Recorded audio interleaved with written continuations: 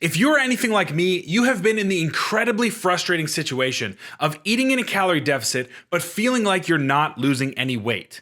On today's podcast, we talked about this situation as regards to a specific individual, and I wanted to bring that clip to you because I think there's some great content in here for what to do if you have reached your breaking point with a caloric deficit. I hope our discussion will bring you a little bit of clarity for some options for you if you find yourself in that situation. If you want to watch the full podcast episode, it's available on my channel. If not, enjoy this discussion. I went to Reddit, the fitness Reddit, which is really solid for what it is. I mean, Reddit is kind of a cesspool of opinions, so you've got to be a little careful. But a lot of the specific subreddits, like the fitness subreddit, have great content, and there's a lot of good people that are answering questions on there. And a lot of good questions being asked. A lot of great questions. So today we are going to talk about the one big fitness question, and it is from the user Tina's Now PTOY. So she's a female, she's 23, she's 160 centimeters and 60 kilograms. She's from across the pond. Is she underweight, normal weight, or overweight? Like, there is no such thing. Like, we don't know. This is what I mean. Even those measurements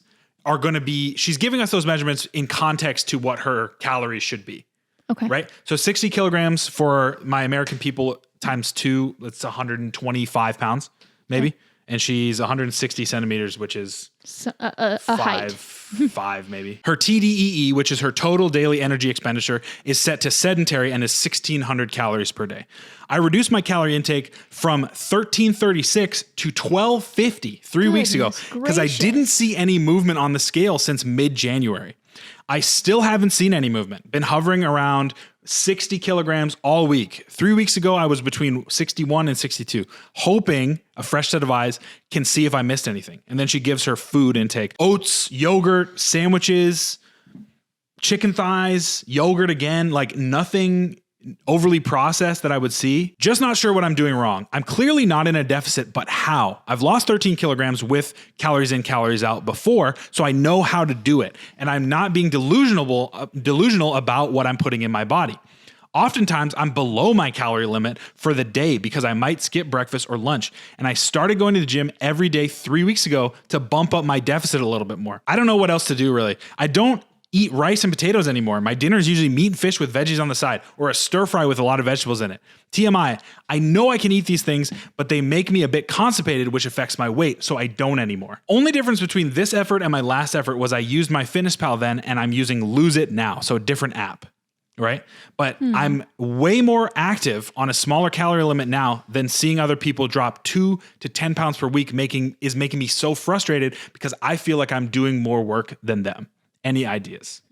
Okay. So to summarize that, she's reached a weight loss plateau. It seems that she's lost weight in the past. She said she lost about 13 kilograms before, but she's reached a weight loss plateau and has continued to cut her calories. My initial thought is you got to eat more. God, I cannot imagine only eating 1,200 calories. Like, I would be starving all day long. Again, another disclaimer. We don't know this person. No.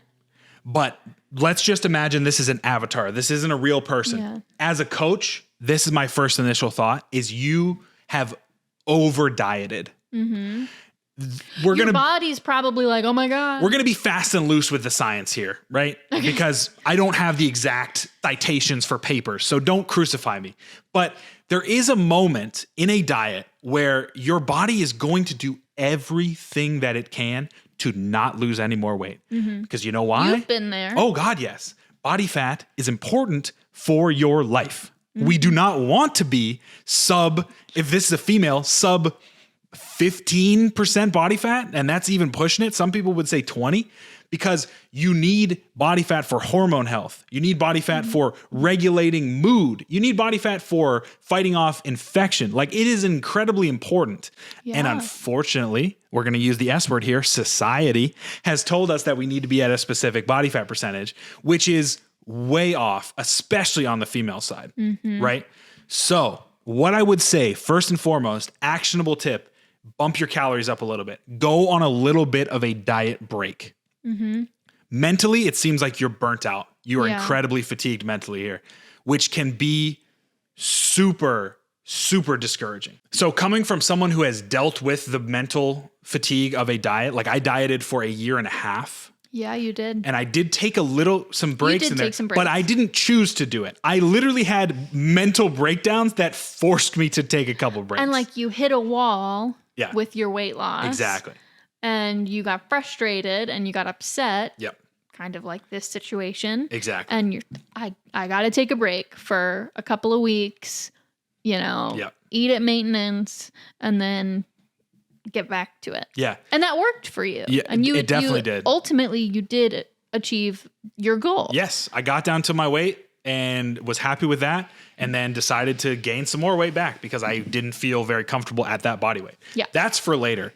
The main thing here is, and I program this with a lot of my clients, is so there's two ways to look at a diet break. You can be a long-term diet break where you come back up to maintenance, or you can do like a refeed or a dopamine refeed. So a dopamine refeed is one in which you're so burnt out mentally from the same diet foods. It's like what we would traditionally think of as a cheat meal. Now, these can be really dangerous because if you're anything like me, a cheat meal becomes a cheat week, and you kind of just go buck wild and you go a little crazy. Put on 15 pounds. Exactly. But if you have a little bit more self-control than your boy, you can do a dopamine refeed, which is where you don't really care about what you're eating. If you want to have a pizza, you have a pizza. You keep it to one meal. And then the next day you have been reinvigorated. Your dopamine levels have been, boosted. Yeah. And you're able to go back to the diet food. Now that's one way. Okay. The other way, which I think is the way that I usually go about it, because it is still a little bit of control, but it allows you for a little bit of a break energy-wise. It's an energy refeed. So you would up your carbs by a lot. I like this. So I enjoy a carb. So let's say you've been dieting for a long time, 6 weeks, and you have brought your carbs down to 150 carbs a day, right? And you're just like, your energy in the gym is toast. You've hit a little bit of a plateau. It might be time to do one meal where you add 100 carbs. Or one day, sorry, not a meal. You spread them out throughout the day. But you'd go to 250 carbs after you've been at 150. And then the next day, maybe come down to 175 or 200 and see how your energy level is. Yeah. This is not so much a dopamine restorer because it's going to be the same types of food. So if you're eating chicken and rice, you're still eating chicken and rice. You're just eating Just more rice. Exactly. Yeah. Which, if you're really dieted down, can feel like manna from heaven. Like that can be like, oh my God, I'm good. Yeah. And that can give you the push to continue. You have to be really careful with like your numbers there, because there's a lot of times when you can just get fully out of whack. And if you're a competitive bodybuilder or you're a strength athlete, this might not be the best thing. Yep. But I'm assuming this person's just trying to get fit and get her lifestyle a little bit better. So you have space. If there's no competition, you can extend this out for like a week.